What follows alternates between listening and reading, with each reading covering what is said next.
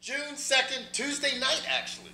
Different time for us to be taping. I'm George. That's Kevin. I'm Kevin. And there's big MMA news. Yes, that was Kevin. That's just the thing. I know it was pretty good. Yeah. Fuck it, whatever. Kevin Ferguson, a.k.a. Kimbo Slice, yes. called Dana White's bluff and said, I'll be part of your next Tough Enough. So for Tough Enough, Season 10, Kimbo Slice will be a participant, which should be big for all these internet junkies that have just followed his career over the last 3 years. Man, this shit is going to be off the chain. Here's the kicker.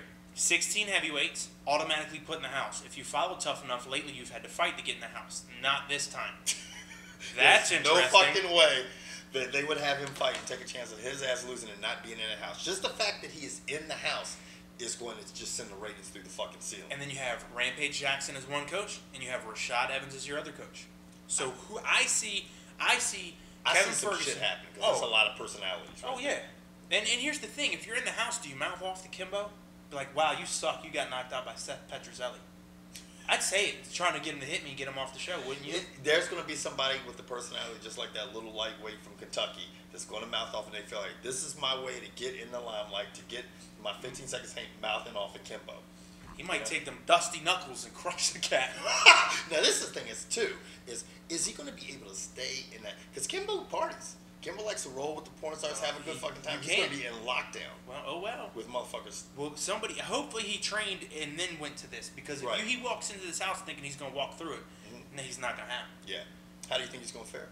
I think he's going to be guarded. I think Dana White is very manipulative on who does what and this, that, or the other thing. We all know that. It's his, whatever, it's his baby. The UFC, that is. I think Kimbo's going to fight dead last. He's going to fight the weakest heavyweight that still hasn't lost. And I think he's going to be guarded because, let's face it, if you have the Tough Enough finale and Kimbo Slice is on it, you thought you got Spike ratings before? Yeah. Or good ratings on a Spike free show before? Shoot. Oh, those should have been through the ceiling. Let Kimbo Slice be on there. I think it gives him a good opportunity. One, because he gets to kind of see the fighters. And he gets to train with a large group of real fighters. I'm not taking anything away from Boss Rudin, but let's face it, people were not brought in to train with Kimbo. Yeah. Now, the key is that who are going to be the other 15 heavyweights?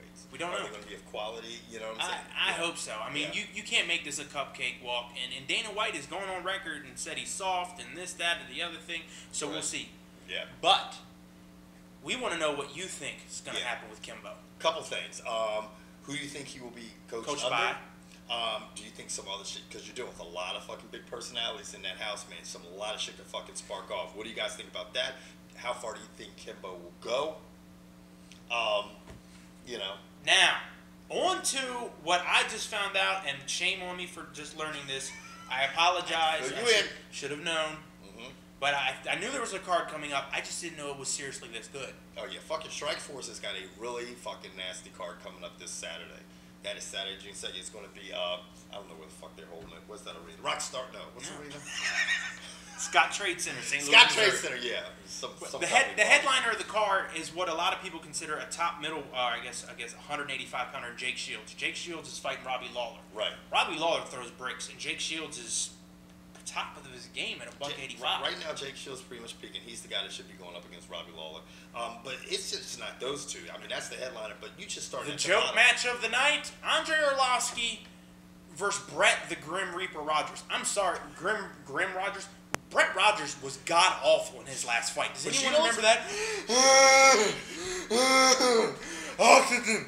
I did good. No, you stunk. But the thing is that Arlovski is taking this fight. I think Arlovski is an incredible fighter, but he's taking this fight on short notice. I don't care. Did you see what he did against Fedor? Rogers is a big motherfucker. Yeah, he was fucking working. He was working Fedor until he did that stupid. Yeah, but you know what? That's just what he did. He got caught, and if that big black motherfucker Brett Rogers catches you want to know the trick to Brett Rogers? Come in with a donut in your waistband and throw it on the ground. Catch him when he goes for it. Damn, son, that's pretty tight. I like that shit. Now, I'm going to tell you what. You got Nick Diaz, Bad Boy Diaz. Versus Scott Smith. That shit's going to be... you can never count Scott Smith out. I mean, I don't know, man. Scott Smith is just fucking crazy. He throws bricks, and the motherfucker has so much heart. He's like fucking Michael Myers from Halloween. Dude, on that top knockout, when he gets hit in his joint, in his liver, and he's going like this, and the dude rushes in, he goes, boom! Bam! And then he falls over holding his liver while the other dude's literally knocked out. I'm telling you. Dude, he's bad. He's like Jason from Friday the 13th. He don't die. But then, he don't stop. Then here's a guy we haven't seen fight in a while, which is Joe Diesel Riggs. And he's fighting somebody who's probably on the downside of his career in Phil Baroni. He's been like this in his whole career. Well, he's 13-10. Yeah. Yeah. Phil Baroni, you know what? The New York Badass. I mean, I got to go with Riggs. Don't call it a comeback! Kevin Randleman's fighting again. Kevin Randleman is actually Kevin's real father. That's how old Kevin Randleman is. That man is 3,000 years old. He's fighting Mike Whitehead, who was 10,000 years old. They were there parting the Red Sea. I mean, Kevin Randleman, I don't know. Kevin Randleman, of course, incredible. Great wrestler. Great wrestler. But questionable stand-up. Yeah, questionable stand-up. But Mike Whitehead is nasty. I think he's pretty decent. Hope he doesn't get popped like a Whitehead. I mean, you know, I've got jokes. But they're fighting at 205. Yeah. You know, I mean, I always thought Mike Whitehead was just a bigger guy than that, but I guess they're coming down to 205. Kevin Randleman fought the majority of his career at heavyweight. Yeah. And he also fought in Pride, where the rules have always been different. Hope he doesn't get popped like a Whitehead. Those are 5 nasty-ass bouts, man. And then it looks like if you have Showtime, tune in at 7, because it looks like you might catch the prelims. Yeah. Now, there's some kid on there named Tyrone. I am not making this up. I guess it's not Tyrone, it's Tyron.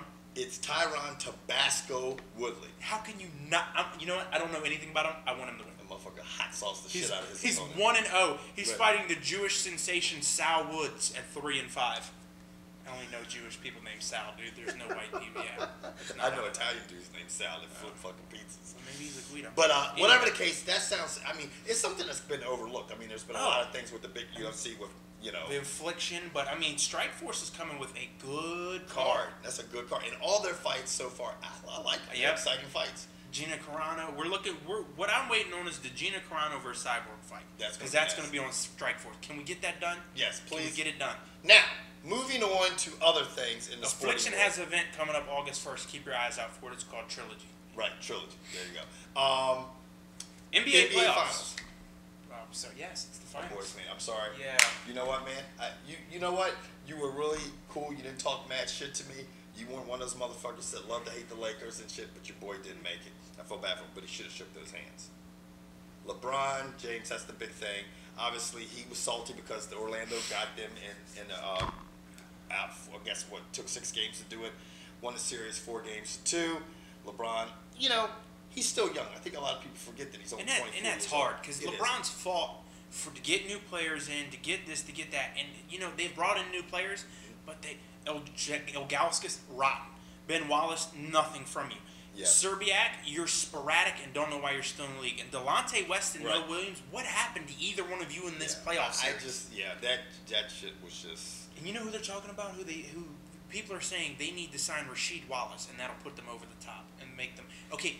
You need another scorer. Yeah, Rasheed Wallace is not going to score. Yeah, you can't. You need somebody that's a compliment. Yeah. Somebody who's a threat. Somebody. I mean, with the court vision that LeBron James has is outstanding. I mean, he hits these passes like this, and Varejao goes, yeah. Yeah. They need a pure scorer like somebody that can shoot from the perimeter. Something shoot inside. That just where they have to work out, or either another good forward. Whatever the case was, you know, Cleveland's going to be sitting at home this year. I'm sure everybody in Cleveland, all the Cavaliers. How do you feel about matching up against the I Magic? definitely, you know, I'm a big Lakers fan. Everybody out there, I wanted to see Kobe and LeBron. I'd way rather have seen the Cavaliers because we beat the Cavaliers twice. So would David Stern. Yeah, and I think Orlando they have a good big man in Dwight Howard. He's nasty. And then on top of that, man, they got all these guys that could shoot from the perimeter. I mean, 6-footers. I mean, almost 7-footers that can shoot from the perimeter. Yeah, but you have defensive players. Lamar Odom plays defense. Ariza plays defense. Derek Fisher plays defense. And that's the key. Yes. Lamar Odom is going to be the key to this series. I think Ariza's defense on Turkoglu or Rashad Lewis, because whichever one he's not on, Lamar's going to be on the other one. If those 2 boys show up, it's going to be a good fight. I think it's going to be a wrap. And Andrew Bynum, get your 6 fouls and then trade him. Yeah. Not what you lived up to. He was very good. To his defense, he was very good. No, until he hurt his knee. He was balling, doing double-doubles, 20 and 10. And to end the show, Red Wings are up 2-0 on the Pens. Maybe next year. Yeah. Take care, everybody. Later.